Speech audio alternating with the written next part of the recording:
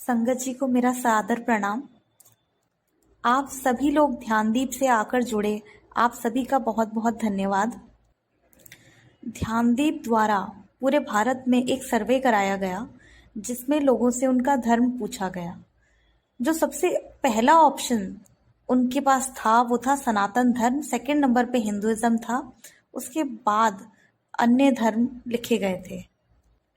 लेकिन बड़ी हैरानी की बात है कि जो आजकल की यंग जनरेशन है उसको पता भी नहीं है कि सनातन धर्म क्या है। सब लोग अपने आप को हिंदू बताने लग गए हैं। जो हिंदू शब्द है ये कहाँ से आया ये जानना शायद आजकल के लोगों के लिए बड़ा ज़रूरी हो गया है। तो चलिए इसी से शुरू करते हैं। जो हिंदू शब्द है ये हिंद घाटी से आया। जैसे बंगाल के पास रहने वाले लोगों को बंगाली कहा जाता है, वैसे ही हिंद घाटी के पास रहने वाले लोगों को हिंदू बोल दिया गया। लेकिन अगर आप किसी भी अपने धार्मिक ग्रंथ को, जिसे आप अपना समझते हैं, गीता, महाभारत, रामायण, इसमें कहीं भी आपको हिंदू शब्द नहीं मिलेगा। हमारे सभी धार्मिक ग्रंथों में जिस धर्म का नाम लिखा गया है वो है सनातन धर्म। सनातन धर्म सिर्फ पूजा पाठ नहीं है। सनातन धर्म इस पूरे ब्रह्मांड का ज्ञान है। आजकल लोग बड़े मॉडर्न हो गए हैं। धर्म की बातें जल्दी से समझ में नहीं आती, साइंस समझ में आती है, तर्क वाली बातें समझ में आती हैं। तो चलिए आज हम तर्क से ही शुरू करते हैं। एक छोटी सी दुकान भी कोई चलाता है तो चलती जब ही है जब कोई बैठा होता है, कोई चला रहा होता है। आप घर चलाती होंगी कोई महिलाएं, घर भी जब ही चलता है जब कोई चला रहा होता है। वैसे ही ये पूरा ब्रह्मांड है। खाना भी कोई बनाता है तब बनता है ना, ब्रह्मांड भी किसी ने बनाया तब बना।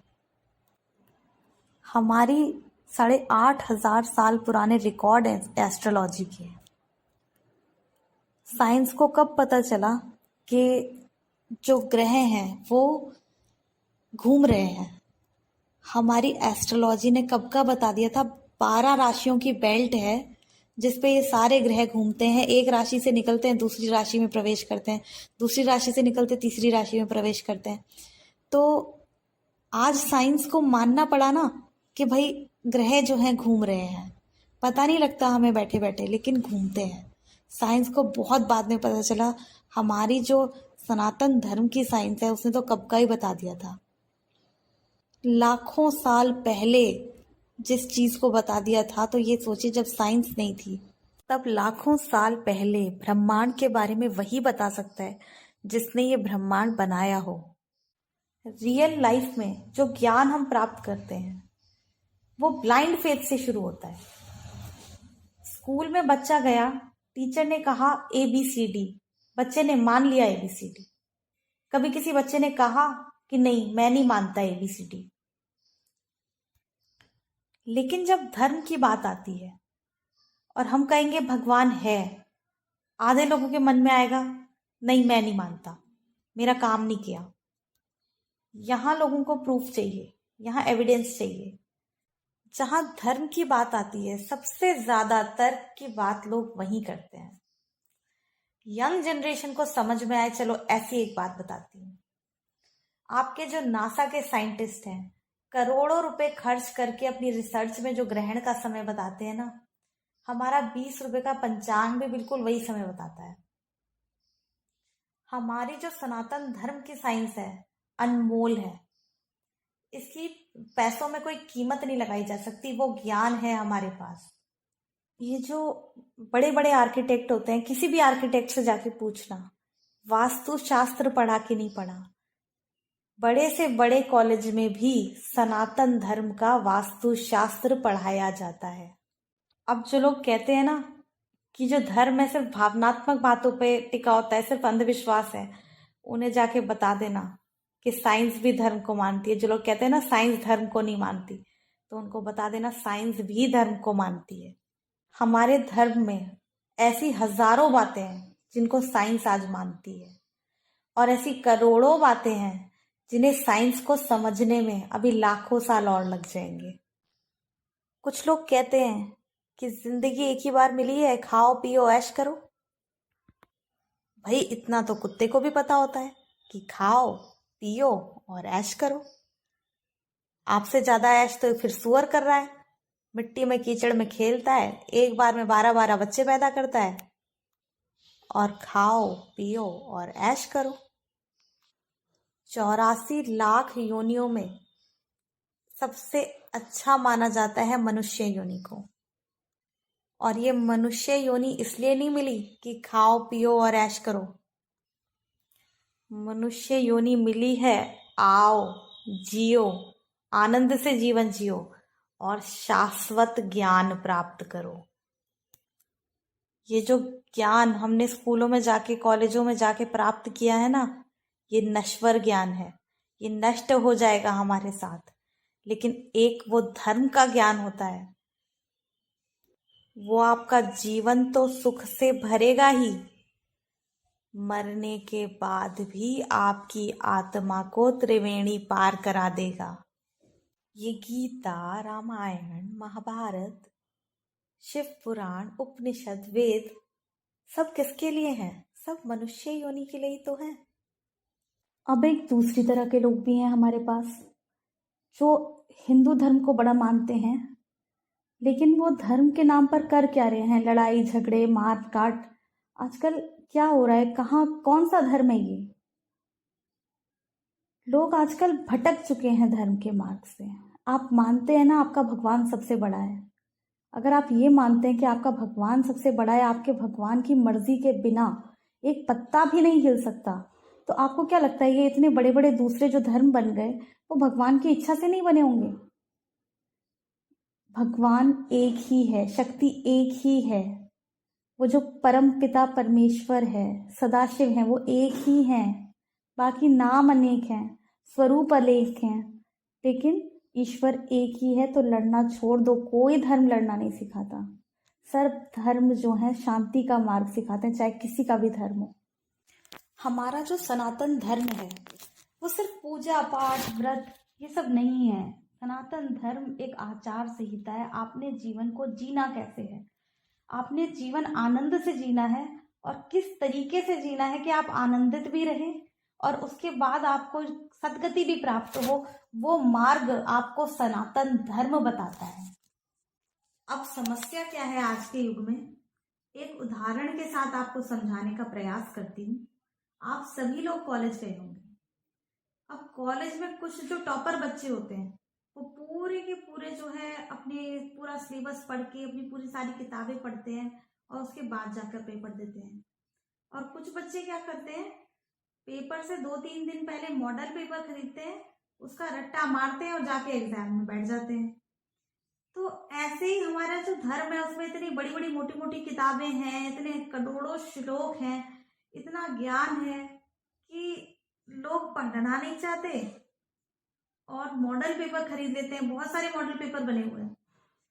लोगों ने क्या किया है, धर्म की बड़ी बड़ी किताबों में से जो उन्हें समझ में आया उसका मॉडल पेपर बना दिया।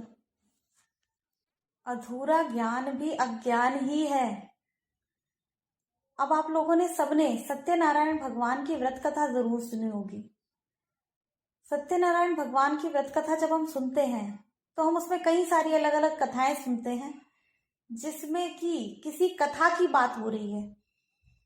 एक राजा होते हैं, राजा जो है कहीं जा रहे होते हैं, रास्ते में वो देखते हैं कि कुछ लोग सत्यनारायण भगवान की कथा कर रहे हैं। वहां वो कथा जैसे ही समाप्त होती है तो वो राजा को प्रसाद ला के देते हैं। राजा जो है अपने घमंड में प्रसाद ग्रहण नहीं करता, वापस अपने राज्य जाता है, देखता है राज्य पूरा नष्ट हो गया। उसके बाद उसे एहसास होता है कि भाई मैंने वो प्रसाद नहीं खाया, इस वजह से ऐसा हो गया। तो वो वापस जाता है, क्षमा मांगता है, प्रसाद खाता है, वापस आता है, राज्य वापस ठीक ठाक हो गया। इसमें भी देखिए कथा की बात हो रही है। जो उसने कथा सुनी वो कौन सी कथा थी? वो ये कथा तो नहीं थी, परंतु वो कौन सी कथा थी उसका कोई वर्णन नहीं है। ऊपर से आप देखें क्या है इस कथा में, डर और लालच। राज्य का लालच आपसे भक्ति करा रहा है, राज्य का लालच आपको प्रसाद खिलाने के लिए बुला रहा है, और राज्य खोने का डर है। उसके अलावा क्या है इस कथा में? पर चलो, डर से करें लालच से करें, इस बहाने भगवान को स्मरण तो कर लेते हैं। जैसे छोटे से छोटा बच्चा होता है ना, जो ABCD लिखना नहीं जानता, उसको एक कॉपी दी जाती है जिसमें छोटे छोटे डॉट्स बने हुए होते हैं, और डॉट्स ज्वाइन कर करके वो A बनाता है, डॉट्स ज्वाइन कर करके वो B बनाता है, और ऐसे करते करते धीरे धीरे वो ABCD लिखना सीख जाता है। उसी तरह से जो नया भक्त होता है उसके हाथ में माला थमाई जाती है कि ये लीजिए, माला पे जाप कीजिए। तो वो जो माला का जो काम है वो इतना ही है कि जॉइन द डॉट्स, कि माला जाप करते करते भगवान से धीरे धीरे कनेक्ट होना सीख जाएंगे। भले ही उससे कुछ प्राप्त हो ना हो, पर एटलीस्ट सीख जाएंगे। धर्म के मार्ग पे यदि आप चलना चाहते हैं, भगवान को प्राप्त करना चाहते हैं, तो केवल 3 चीजें आपने करनी है: सत्संग, सेवा और सिमरन। सत्संग जो शब्द है वो 2 शब्दों से मिलके बना है, सत और संग। सत यानी अच्छा और संग यानी संगत। और आज जो आप सब लोग संगत यहाँ बैठे हैं, ये सारी अच्छी संगत है। क्यों अच्छी है? क्योंकि ये धर्म की बात सुनने के लिए बैठे हैं, ये कुछ अच्छा सीखने के लिए बैठे हैं। ऐसे लोगों की संगत को ही तो सत्संग कहा जाता है। संगत का बड़ा महत्व है हमारे जीवन में। जैसी संगत में होते हैं वैसे ही हो जाते हैं। जो सुनार का कचरा होता है ना, वो भी बादाम से महंगा है। ये कीमत है संगत की।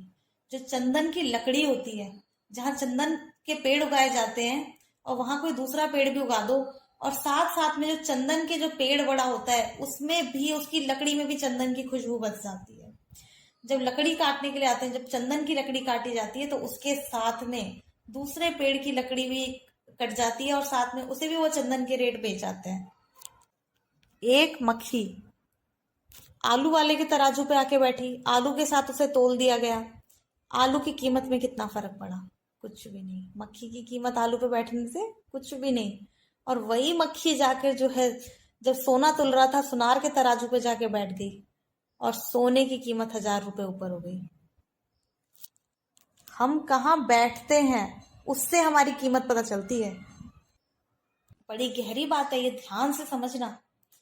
जब संगत में रहोगे तभी भगवान से कनेक्टेड रहोगे। घर पे बैठ के अकेले 4 दिन सोचोगे धर्म के मार्ग पे चलना है, क्या अच्छे कर्म करने हैं, ये करना है, वो करना है, लेकिन कुछ नहीं करोगे 4 दिन बाद। लेकिन जब संगत के साथ रहोगे तो रेगुलर टच में रहोगे, कनेक्टेड रहोगे भगवान से, और धर्म के मार्ग पे निरंतर चलते रहोगे। हमेशा उन लोगों के साथ बैठो जिनकी सोच अच्छी हो, जिनके अंदर पॉजिटिविटी हो, जो आपके लिए बुरा नहीं सोच रहे, ना किसी के लिए बुरा सोच रहे। संगत का बड़ा महत्व है हमारे जीवन में। कैकई ने संगत किसकी की? मंत्रा की। क्या हासिल हुआ? नुकसान ही हुआ ना। दुर्योधन ने संगत किसकी की? शकुनी की। क्या मिला? जीवन नष्ट हो गया। अर्जुन ने संगत किसकी की? भगवान श्री कृष्ण की। जीत गए ना महाभारत का युद्ध।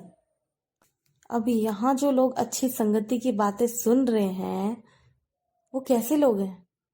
कहीं ना कहीं उनके अंदर पॉजिटिविटी है, तभी वो यहाँ बैठे हैं, तभी वो सुन पा रहे हैं।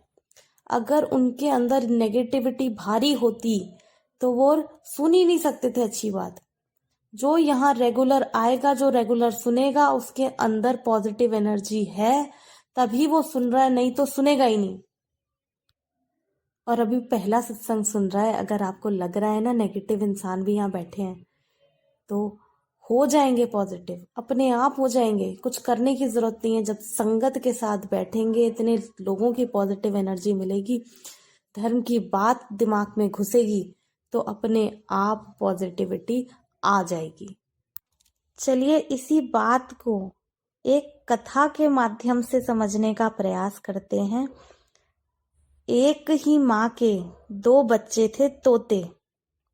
2 तोते के बच्चे थे, भाई भाई। उनकी माँ ने उन्हें कहा कि जाओ बच्चों, अब तुम बड़े हो गए हो, खुद अपने लिए दाना ढूंढ कर लाओ। तो दोनों भाई एक साथ निकल पड़े, परंतु वो फंस गए एक बहेलिये के जाल में। अचानक वहां से एक महात्मा जी गुजरे उनकी नज़र तोते पे पड़ी। उन्होंने कहा कि भैया हमसे 10 रुपए ले ले और एक तोता हमें दे दे। तो बहेलिये ने एक तोता महात्मा जी को दे दिया। उनके ठीक पीछे पीछे एक कसाई भी आ रहा था, तो दूसरे तोते को जो है कसाई ने खरीद लिया। अब दोनों तोते धीरे धीरे अपनी माँ को भूल गए और जहां रह रहे थे वहीं आनंद से रहने लगे। अब महात्मा जी के यहाँ तोता जो है शांति से रहता, भजन कीर्तन सुनता, भजन कीर्तन करता, जपता रहता सीताराम सीताराम सीताराम, हरे कृष्णा हरे कृष्णा, राधे राधे राधे राधे राधे राधे। अब जो दूसरा तोता था उसका भाई, वो रहता था कसाई के यहाँ। कसाई कहता था पकड़ो मारो काटो, और कई सारी गालियां भी देता था कसाई। अब वही सुन के वही सीखा तोते ने। और तोता है बोलने वाला जीव, समझदार जीव। धीरे धीरे जब तोता बड़ा हुआ तो उसके अंदर अपने अपने जगह के सारे संस्कार कूट कूट के भर गए। फिर एक दिन वो बहेलिया दोबारा से जो है कसाई के घर के आगे से जा रहा था, तो कसाई ने उसे कहा कि भाई ये तोते का ध्यान रखते रखते मैं थक गया हूं, तू एक काम कर, इसे वापस ले जा ले। बहेलिये ने तोता वापस ले लिया। कुछ ही दूरी पर महात्मा जी का भी घर था, तो बहेलिये ने सोचा क्यों ना वहां से भी होके गुजरा जाए। तो महात्मा जी ने भी कहा कि अब मैं बूढ़ा हो गया हूं, कुछ ही समय में मेरी मृत्यु भी हो सकती है, तो एक काम करो, ये तोता तुम ही रख लो। अब दोनों तोते बहेलिये के पास वापस आ गए। अब जो बहेलिया है वो वापस तोतों को बेचने के लिए बाजार ले गया। और उस समय में उनके राज्य में एक नियम था कि बाजार में जो भी सामान नहीं बिकता था वो बाद में राजा खरीद लेता था। तो जो सारा सामान बिक गया, लेकिन ये दो तोते बाजार में रह गए। तो फिर जब राजा आया तो राजा ने पूछा कि भाई इन दोनों तोतों की क्या कीमत है। तो बहेलिये ने कहा कि हे महाराज, एक की कीमत है 100 रुपए और एक की कीमत है 1,00,000 रुपए। तो राजा ने कहा कि भाई दिखने में तो बिल्कुल एक से लग रहे हैं, तो कीमत में इतना अंतर क्यों। अब भाई नियम है तो दोनों तोते राजा ने खरीदने ही थे। बहेलिये ने बोला कि भाई ऐसा है कि ये आपको तभी पता चलेगा जब आप इस तोते को लेके जाओगे, अभी तो पता चलेगा नहीं। तो नियम के अनुसार राजा ने जो है दोनों तोते खरीदे और अपने महल में ले आया। अब जो 100 रुपए वाला तोता था, राजा ने उसको तो रखवा दिया आंगन में, और जो 1,00,000 रुपए का तोता था, तो राजा ने सोचा देखना तो पड़ेगा भाई इसमें क्या विशेष बात है। तो राजा ने उसको अपने कक्ष में ले जाके रख दिया। अब उस समय तो राजा व्यस्त था, तोते से ज्यादा बातचीत कुछ की नहीं और अपने राज्य के काम में व्यस्त हो गया। रात को राजा और रानी अपने कक्ष में आए, तब राजा का ध्यान फिर तोते पे पड़ा। फिर राजा ने कहा अपनी पत्नी से, हे प्रिय, देखो इस तोते को मैं पूरे 1,00,000 रुपए में लेकर आया हूं। तो पत्नी को बड़ा आश्चर्य हुआ। रानी बोली कि हे स्वामी, इस सामान्य से दिखने वाले तोते के लिए आपने 1,00,000 रुपए क्यों खर्च किए? लगता है आपको किसी ने ठगा है। फिर राजा ने कहा कि हे प्रिय, बात तो तुम्हारी सत्य प्रतीत होती है, लगता है बहेलिये ने मुझे लूट लिया। यदि सुबह तक मुझे इस तोते में कोई गुण नजर नहीं आए तो मैं जो है उस बहेलिये को छोड़ूंगा नहीं। तोता उस समय सो रहा था। अब राजा रानी भी सो गए। जैसे ही सुबह के 4 बजे तोता जगा, तोते ने देखा कि राजा और रानी दोनों अभी तक सो रहे हैं। अब जब सुबह के 4 बजे और राजा नहीं उठा तो तोते ने अपनी मधुर आवाज में एक सुंदर दोहा पढ़ा। तोते ने कहा, राजा सो कर क्या करे, उठ कर जपो मुरारी, एक दिन तो है सोना, लंबे पैर पसारे। अब तोते की आवाज सुनकर राजा की आंख खुली। राजा ने रानी को भी उठाकर कहा कि देखो, तोते की ओर देखो। फिर तोता बोला कि राजा, सुबह के 4 बज गए, ये समय कोई सोने का है। उठो और उठकर प्रभु का नाम जपो। एक दिन तो तुम्हें सो ही जाना है लंबे पैर पसार के, क्यों समय नष्ट करते हो। फिर राजा को बड़ा आश्चर्य हुआ कि तोता होके ऐसी बातें करता है, पर कह तो सही रहा है। राजा प्रसन्न हो गए, कहा तुम्हारी कीमत तो वाकई में 1 लाख की है। तो राजा ने सोचा चलो चल के दूसरे तोते से भी मिलते हैं।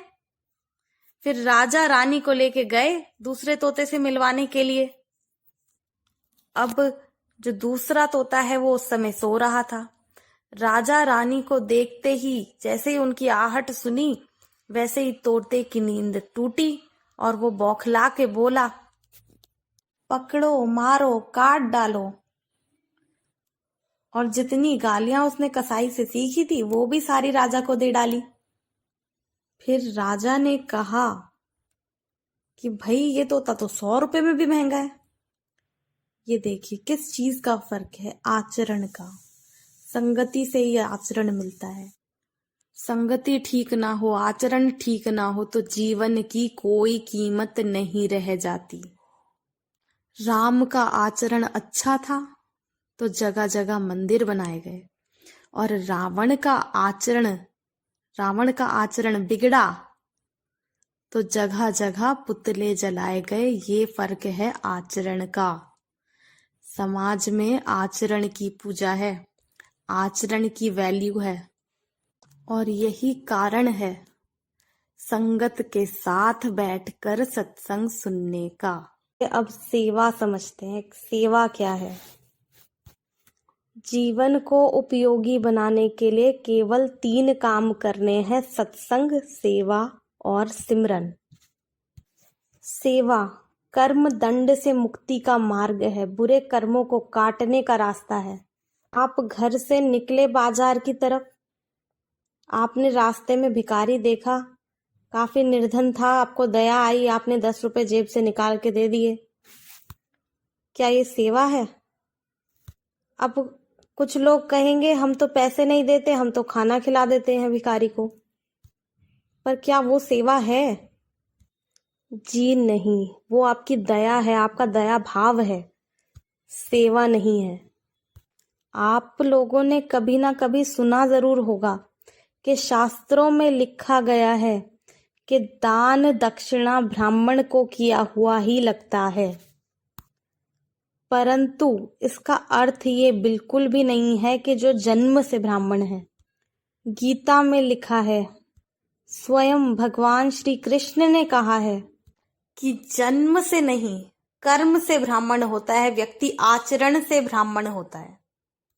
ब्राह्मण की सेवा का अर्थ ये है कि जो धर्म के मार्ग पे चल रहा है उसको सपोर्ट करना, धर्म के मार्ग पे चलने वालों की सेवा करना, ताकि समाज में धार्मिक वातावरण और अच्छे आचरण की स्थापना में आपका भी सहयोग रहे। तो जो सबसे बड़ी सेवा है वो है संगत की सेवा। अब सेवा से प्राप्त क्या होगा? सेवा से पुण्य की प्राप्ति होगी, और पुण्य के फल स्वरूप सुख की प्राप्ति होगी। पर कब होगी? जब आपके धर्म के तराजू में पुण्य भारी होगा तब पुण्य से सुख की प्राप्ति होगी। जैसे मान लो आपने 10 किलो पाप किए, 1 किलो पुण्य किया, तो क्या पुण्य से सुख मिलेगा? नहीं मिलेगा। 10 में से 1 किलो माइनस कर लो अपना पुण्य, तो कितने बचे आपके? 9 किलो। 9 किलो पाप बचे ना, उससे क्या प्राप्त होगा? कर्म दंड प्राप्त होगा। ये जो 84 लाख योनियां बनाई है ना, चींटी, हाथी, घोड़ा, तरह तरह के कीड़े मकोड़े, इतने तरह के कीड़े मकोड़े हैं। कितनी तो ऐसी गंदी योनियां जिसमें आंखें नहीं है, कि ऐसी ऐसी ऐसी योनियां जिसमें कान नहीं है, पैर नहीं है। ये सारी जो गंदी गंदी योनियां बनाई गई हैं, वो काय के लिए बनाई गई हैं? कर्म का दंड देने के लिए बनाई गई हैं। आप मानते हैं ना सभी जीवों में आत्मा है? कीड़ा भी होता है उसमें भी आत्मा होती है, बंदर भी होता है उसमें भी आत्मा होती है। उनकी आत्मा में और हमारी आत्मा में क्या फर्क है? अरे कोई फर्क नहीं है। हम भी उसी जर्नी से आए हैं, सिर्फ फर्क इतना है कि अब हम आगे पहुंच गए, वो अभी पीछे रह गए। अभी कल के दिन उन्होंने आगे जाना है, हमने पता नहीं कहाँ जाना है। चलिए, काल चक्र में कर्म का क्या फल मिलता है, इसको एक कथा के माध्यम से समझते हैं। एक बड़ी सुंदर कथा है भगवान श्री कृष्ण की। 14 वर्ष की आयु में जब भगवान श्री कृष्ण ने कंस का वध किया, उसके बाद वो अपने माता पिता को मुक्त कराने के लिए कंस की जो काल कोठरी थी उसमें गए। तब माता देवकी ने भगवान श्री कृष्ण को देखते ही पता है क्या कहा? उन्होंने कहा, हे प्रभु, स्वयं आपने मेरी कोख से जन्म लिया। भगवान श्री विष्णु ने स्वयं मुझे अपनी माता के रूप में चुना। ऐसा सौभाग्य मेरा, परंतु मुझे इतना कष्ट भोगना पड़ा। सारा यौवन मेरा कारावास में बीत गया। मेरे साथ ऐसा क्यों हुआ प्रभु? उत्तर दीजिए, उत्तर दीजिए प्रभु, उत्तर दीजिए। आप लोगों ने भी कभी ना कभी ऐसा जरूर सोचा होगा कि मेरे साथ ऐसा क्यों हुआ। तब उत्तर नहीं मिला, परंतु आज उत्तर मिलने जा रहा है। तब भगवान श्री कृष्ण ने कहा, माँ, आपने भी तो मुझे 14 वर्ष के लिए वनवास भेज दिया था। आप भूल गई, पिछले जन्म में आप मेरी माता कैकेयी थी और पिता श्री वासुदेव पूर्व जन्म में भी मेरे पिता राजा दशरथ थे। काल चक्र में कर्म का प्रभाव बदलना, कर्म के प्रभाव को रोकना तो स्वयं मेरे हाथ में भी नहीं है माता। फिर माता देवकी ने पूछा, मैं पूर्व जन्म में कैकेयी थी, तो आपको जन्म देने वाली माता कौशल्या इस जन्म में कौन है प्रभु? तब भगवान श्री कृष्ण बोले, मेरी माता यशोदा ही तो मेरी माता कौशल्या थी पूर्व जन्म में, और मेरा प्रिय छोटा भाई लक्ष्मण इस जन्म में मेरे बड़े भाई बलराम हैं। जीवन में जिस व्यक्ति को ये ज्ञान हो जाता है कि जीवन में जब भी कोई बुरा समय आए, कोई भी अप्रिय घटना जीवन में हो, तो या तो उसमें मेरा भला है या उसमें मेरी गलती है। जिसको ये ज्ञान हो गया वो कभी प्रभु को दोष नहीं देगा। वो कभी नहीं पूछेगा मेरे साथ ऐसा क्यों हुआ। जिसको ये ज्ञान हो गया ना, वो बुरे से बुरे समय में भी विचलित नहीं होगा। ये जो हमारे बुरे कर्म है ना, इनका प्रभाव बदला नहीं जा सकता, परंतु काटा जा सकता है। कैसे? संगत से जुड़ के, संगत की सेवा करके, प्रभु का सिमरन करते हुए। चलिए अब हम महादेव का सिमरन करते हुए आज के सत्संग को समापन की ओर ले जाते हैं। रुद्राष्टकम के माध्यम से महादेव की आराधना करेंगे।